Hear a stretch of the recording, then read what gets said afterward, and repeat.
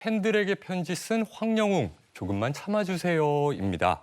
트로트 경연대회 최종 우승 후보였다가 과거사 논란으로 방송에서 하차하고 활동을 중단한 황영웅 씨가 자신을 둘러싼 어긋난 팬심에 눈살을 찌푸리게 하고 있다는 소식입니다.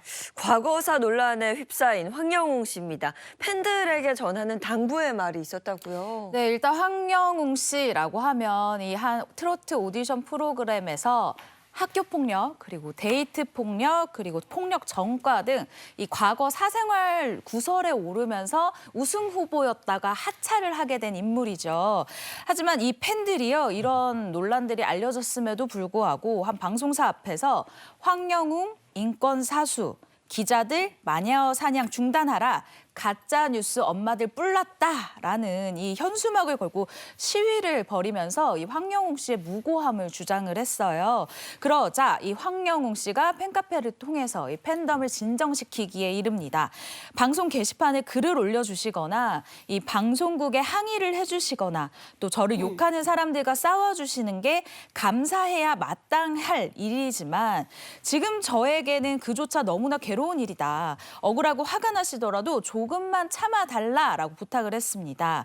이 스타를 향하는 응원은 존중받아 마땅하지만요. 무조건적으로 보호하려는 이 잘못된 팬심은 가수의 이미지만 실추시키고요. 저는 사실 황영웅 씨가 이 소속사를 통해서 아마도 입장문을 한 번 정도는 검토를 받고 올렸을 거라고 생각해요. 네. 하지만 글쎄요, 제가 너무 좀 예민한 걸까요? 나를 위해서 항의를 해주는 게 참 감사한 일이다라는 이 표현 자체도 너무 경솔하지 않았나라는 생각이 듭니다. 네. 황영웅 씨 팬들의 이런 무조건적인 사랑이라고 할까요? 이건 이번이 처음이 아니라면서요? 맞습니다. 이 황영웅 씨의 어떤 과거 학교 폭력도 데이트 폭력, 여자친구가 방송 인터뷰에 나섰거든요. 요거를 다룬 방송이 나가자 이 해당 방송국 게시판에 이제 팬들이 막 비난의 글을 올린 겁니다. 그래서 보는 분들이 대다수는 이게 눈살을 찌푸리게 된 거죠.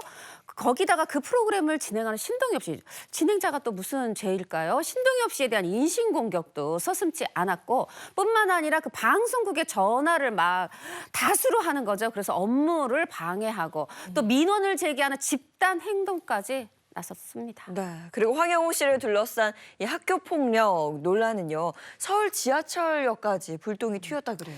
네, 최근 강남 옥상 5개 광고에 황영웅 씨가 등장을 했습니다. 어떻게 등장을 하게 됐냐? 팬들이 이 사이트에서요, 요즘 막 투표를 많이 하면 이 업체에서 대신 광고를 진행해주는 이벤트를 하고 있어요. 그런데 1등을 해서 이 광고가 성사가 됐고요. 이후 지하철 역내 광고로 진행이 될 예정이었는데 이게 뜻대로 되지 않았습니다. 왜냐? 이 서울교통공사에서 황영웅 씨에 이어지는 이 지하철 광고를 거절했기 때문입니다. 서울교통공사에서 황영웅 씨 광고를 거절했다. 이유가 뭡니까?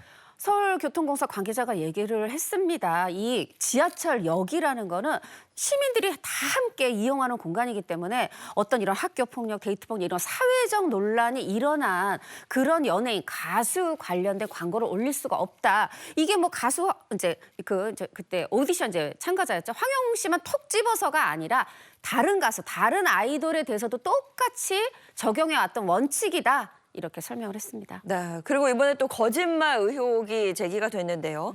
황영웅 씨가 트로트 경연대회 참가 전에 6년간 공장에서 근무한 이력이 있다라고 했는데 이게 또 거짓말이라는 의혹이 제기가 됐어요. 네, 아무래도 우리가 어떤 스타를 만들 때 요즘은 그 노래를 잘하는 것만으로 스타가 되지 않아요. 그 스타가 겪어온 이 스토리까지도 이 브랜드가 되고 있는 이런 상황인데요. 일단 황영웅 씨 같은 경우에는 이 트로트 경영 대회에 출연을 할 때 자동차 부품 하청업체에서 생산직으로 6년 동안 근무한 부분이 부각이 된 바가 있습니다.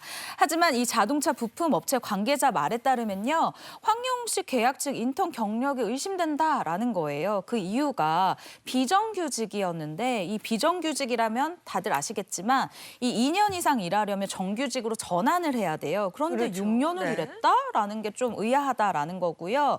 인턴 신분으로 2년 이상 있으면 이건 그 회사에서 제재를 받기 때문에 좀 불가능하지 않을까라는 의혹이 제기가 된 겁니다. 따라서 황영우 씨 이 하청업체 상주 근로자였을 이 가능성이 다시 한번 이 주목을 받고 있는 건데요.